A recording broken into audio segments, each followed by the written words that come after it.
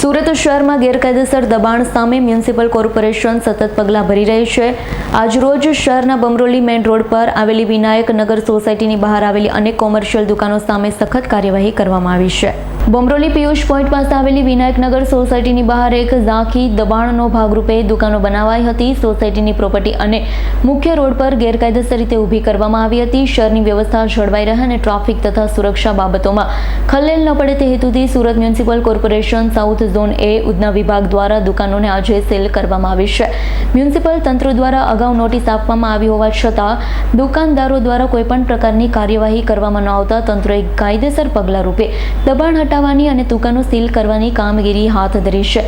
સલામતીના દ્રષ્ટિકોણે કાર્યવાહી દરમિયાન પોલીસની હાજરી પણ રાખવામાં આવી હતી। મનપા દ્વારા જણાવવામાં આવ્યું છે શહેરમાં ગેરકાયદેસર દબાણ સામે આવી કાર્યવાહી આવી પાછી પણ થતી રહેશે।